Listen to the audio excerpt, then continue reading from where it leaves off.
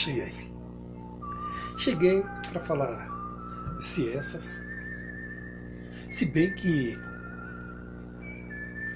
o meu entender, o meu conhecer e a minha fé é completamente diferente.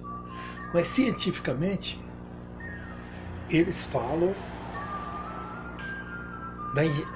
como passou a existir o homem, de que forma, falar das estrelas. E por isso, eu vou falar o que a ciência ela passa para o ser humano. Porque a ciência, ela observa, né? O que elas vão fazer? Elas vão observar, né? Agora, nenhuma ciência comprovou alguma coisa que na teoria, que é o livro teológico, que falhou. Então, por isso, eu prefiro ficar com a teoria longe de mim, só observando que nem cientista. Eu vou fazer isso em duas fases. Então, preste atenção. Vou falar, eu estou interessado nas perguntas sobre origem do universo, origem da matéria, que estão bastante diferente, não por isso menos interessante ou importante. Agora, independente desse lado, eu quero dizer para vocês que aqueles que servem o livro teológico, a igreja, e nós acreditamos que Jesus estava voltando pelos acontecimentos, não tenha dúvida, se você fazer uma pesquisa, aliás, até os cientistas acham estranho. Então, por isso, devemos ficar preparados. Eu vou falar sobre astrobiologia. O que a gente pode falar sobre isso? Nas universidades, você pode falar sem ter vergonha, você pode falar a vida extraterrestre e como a gente pode descobrir esse tipo de vida. Isso é uma questão que é bem importante. E a NASA é a equivalente europeia da NASA. Eles estão investindo milhões de dólares nisso. Uma das questões fundamental nesse tipo de pesquisas que eles fizeram, nós só temos um ponto de informação em relação à vida. É esse planeta que nós convivemos. A questão essencial é o seguinte: se você começar a colocar a questão de uma forma mais geral, dentro do contexto astronômico, nós temos um sistema solar, nós temos uma estrela não muito importante, com 8 planetas, 10 à sua volta, a Terra um deles, é uma zona habitável, é uma definição não muito clara, mas essencialmente diz o seguinte, que o planeta está numa zona habitável quando ele tem água líquida, ou seja, não está nem muito perto da estrela para que ele evapora tudo, nem muito longe, para que as coisas venham a ficar congeladas. Porque precisamos, a vida é um sistema autossuficiente de reação química que precisa ter uma relação química no meio que elas possam se difundir, né? A água, essencialmente, é o melhor dissolvente.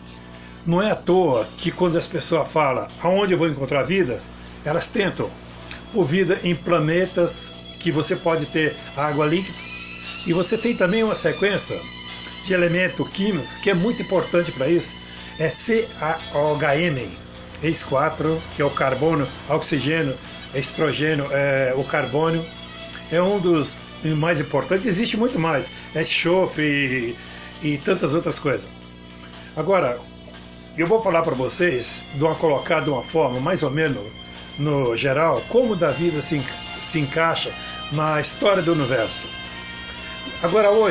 Agora você vai ter um privilégio de podermos contar de uma grande parte da história cósmica.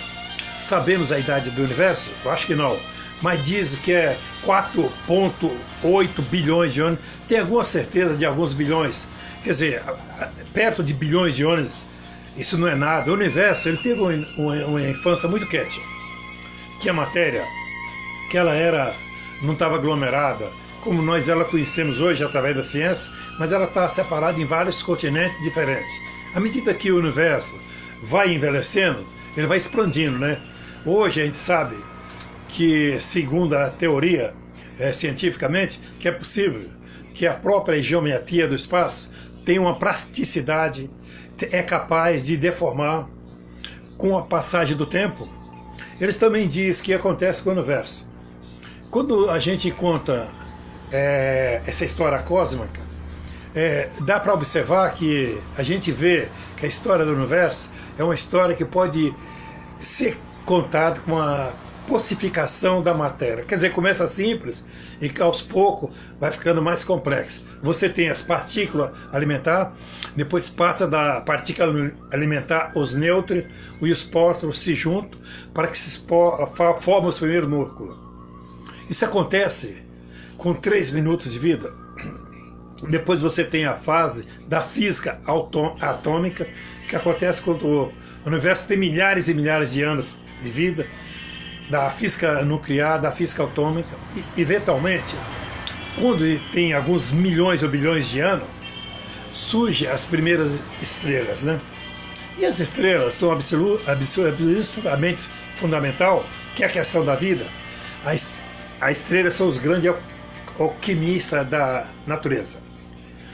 A verdade, só no céu e nas estrelas, essencialmente, o que as estrelas fazem? Elas são grandes bolas de hidrogênio que tornam o hidrogênio no coração de Deus, né? Deus que fez, né? Como tudo que existe na natureza, nós temos elas acabam morrendo. Nesse processo de morte, elas criam outros elementos químicos. Quando perguntamos para o cientista de onde que vem a tabela da estrela, então eles falam que todos os elementos químicos são forjados pelas estrelas, né? Então você pode dividir a história dessa complexificação, entender aonde que a vida cabe nesse processo todo. E não acabe fazendo uma divisão da seguinte forma: primeiro, você tem a era da física, você tem as partículas, a física nuclear, você tem os átomos se formando, eventualmente você vai ter estabilidade que vão gerar as primeiras estruturas do universo, aglomerações de massa que vão virar estrela e etc. E essa, depois eu vou passar, depois da segunda parte agora, tá bom? Então me aguarda. Beijo no coração e até a próxima.